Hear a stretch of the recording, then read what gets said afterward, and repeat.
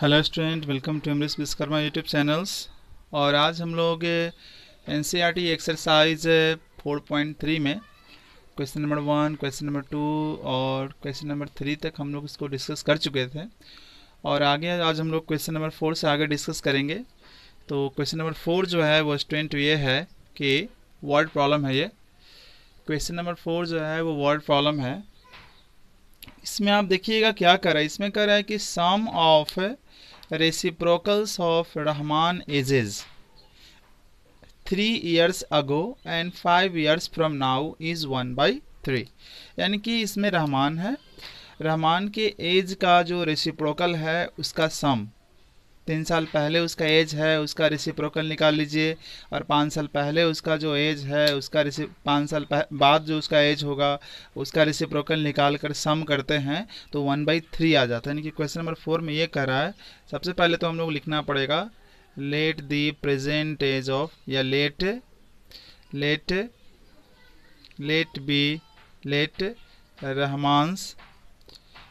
रहमान्स present age. हम ये मान लेते हैं कि रहमान का जो प्रेजेंट एज है वो मैंने मान लिया x ईयर है ना, x ईयर है। रहमान का प्रेजेंट एज जो है वो x ईयर मान लिया गया। अब यहाँ लिखेंगे है ना,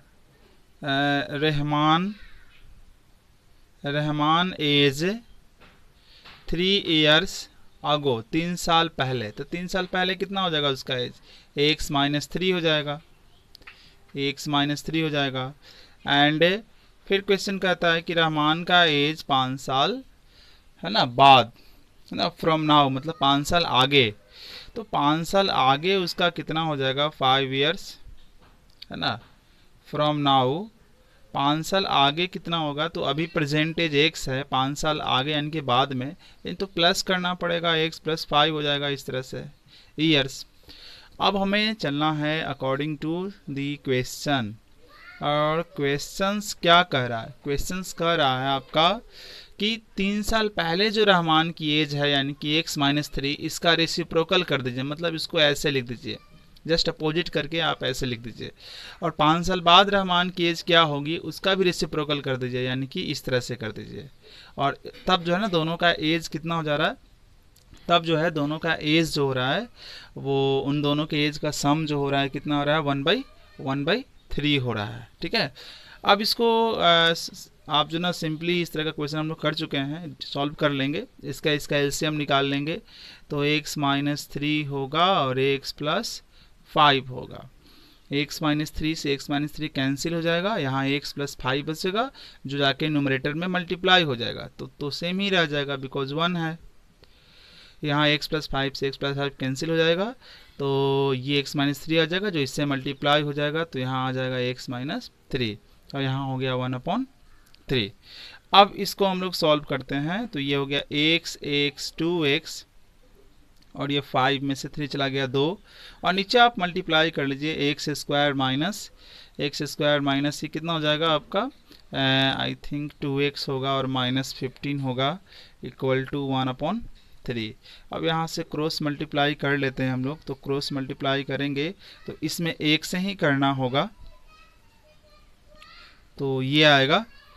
और इसमें होगा 3 से, तो 3 × 2x + 2। अब देखिए यहाँ से क्या आएगा, x² + 2x - 15, this is 6x + 6। अब आप इसको इस तरफ लेकर आ जाइए, x² + 2x - 15 - 6x - 6, बिकॉज हमने इन दोनों टर्म को इधर लेकर आया तो यहाँ हो जाएगा x², ये और ये मिलके हो जाएगा -4x, और ये मिलकर हो जाएगा 21। अब स्टूडेंट इसको फैक्टराइज कर लीजिए। फैक्टराइज करने के लिए मैंने आपको बताया है, मैं डायरेक्टली यहाँ लिख सकता हूँ इसको इस तरह से। इसको फैक्टराइज कर लीजिए, x - 7 और x + 3 = 0। तो पहला को इसको दोनों को 0 बनाएंगे तो ये 7 दे देगा, या -3 दे देगा। और x क्या है, रहमान का प्रेजेंट एज है, वर्तमान उसकी उम्र है, और उम्र निगेटिव नहीं होगी तो इसको तो हमको इग्नोर करना पड़ेगा, इग्नोर्ड। और x की वैल्यू जो यहाँ आएगी वो 7 आएगी, यानी कि हेंस जो रहमान की प्रेजेंट एज है Rahman's present age 7 years. Okay,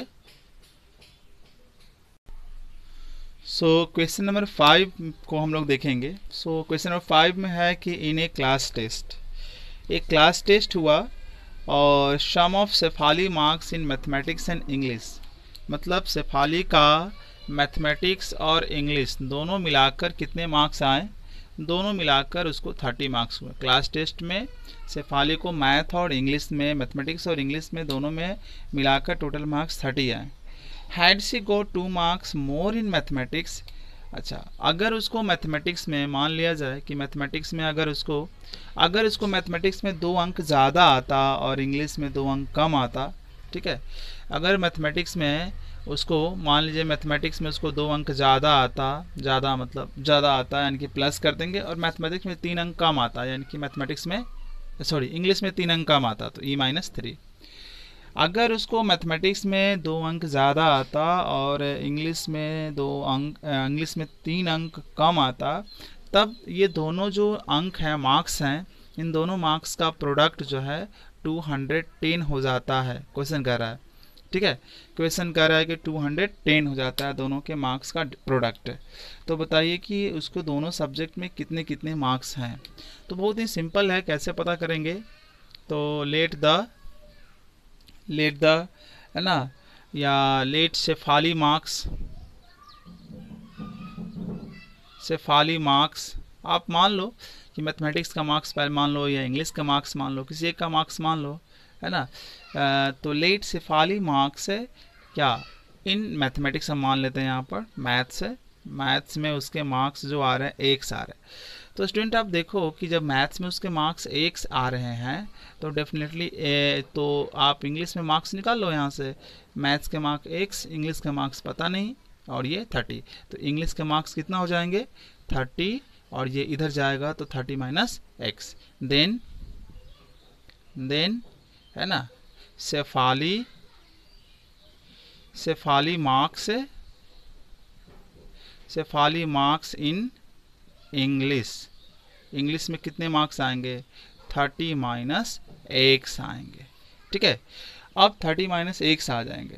अब आते हैं हम लोग अकॉर्डिंग टू क्वेश्चंस. अब अकॉर्डिंग टू क्वेश्चन में क्या कहता है, क्वेश्चन कहता है कि अगर उसके मैथमेटिक्स में 2 मार्क्स ज़्यादा आ जाते हैं, है ना, यानी कि उसका जो मैथमेटिक्स में 2 मार्क्स ज़्यादा आते हैं, तो मैथमेटिक्स का मार्क्स कितना है x है. अगर उसके 2 मार्क्स ज़्यादा आ जाएं तो x + 2 आ जाएगा. प्रोडक्ट इंग्लिश की में अगर उसके 3 मार्क्स कम आ जाए तो इंग्लिश में कितने मार्क्स आए 30 माइनस x, और 3 मार्क्स और कम करने की बात कर रहा है. फिर कह रहा है कि दोनों मार्क्स को प्रोडक्ट करते हैं तो कितना हो जा रहा है 210 हो जा रहा है. अभी हो जाएगा x + 2, और यहाँ हो जाएगा आपका 27 माइनस x. ठीक है स्टूडेंट, 27 माइनस x, और राइट हैंड साइड में आपका क्या आ जाएगा, राइट हैंड साइड में आएगा 210. अब आप इसको मल्टीप्लाई कर लीजिए, तो मल्टीप्लाई करेंगे तो 27x देन माइनस x², है ना, और देन आपका आ जाएगा, इसको इससे मल्टीप्लाई कर लीजिए, और यहाँ पर आप फिर इसको और इसको मल्टीप्लाई कर लीजिए, तो ये हो जाएगा आपका 54 हो जाएगा, फिर माइनस 2x होगा और 210 हो जाएगा. ठीक है, अब हम सबको एक तरफ इसको अरेंज कर लेते हैं थोड़ा सा. यहाँ पर माइनस x², और ये आपका हो जाएगा माइनस 25x, क्योंकि ये और ये आपका देगा माइनस 25x, और यहाँ आएगा प्लस 54, और इसको इधर लेकर आइए 210 इक्वल टू में 0. तो ये माइनस x² माइनस 25x, और ये आपका माइनस 156 इक्वल टू 0. यहाँ हम क्या कर लेते हैं, यहाँ हम एक मिनट, यहाँ 27x और 2x यहाँ प्लस में आना चाहिए, माइनस कॉमन कर लीजिए, तो माइनस कॉमन कर लीजिएगा, तो कॉमन करने के बाद आपका ये प्रोडक्ट रहेगा इक्वल टू 0. तो x² माइनस 25x माइनस 156, और ये माइनस इस तरफ जाएगा, 0 में लग जाएगा, तो 0 साइन कोई लेता नहीं है, ओनली हो जाएगा 0. अब इसको फैक्टराइज कर दीजिए, मैं डायरेक्टली इसको फैक्टराइज कर रहा हूँ, x माइनस 12 और x माइनस 13 आएगा इसका फैक्टर. तो फैक्टर को जब हम सॉल्व करेंगे आगे, एक्स की वैल्यू निकालेंगे इस तरह से, एक्स माइनस 12 करके 0 करके और एक्स माइनस 13 इक्वल टू 0 करके, तो एक्स की वैल्यू यहाँ 12 आएगी और 13 आएगी।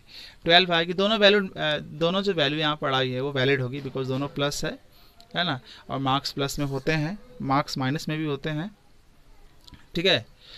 तो ये दोनों वैलिड दोनों जो मार्क्स है वो वैलिड होगा। तो यहाँ x आ गया 12 या 13, यानी कि शेफाली का मैथ्स में मार्क्स या तो 12 होगा या तो 13 होगा, ठीक है। तो यहाँ लिख देते हैं हम लोग Shefali has Shefali marks in maths, Shefali marks in maths, तो या तो 12 आएंगे या तो 30 आएंगे, है ना। And Shefali marks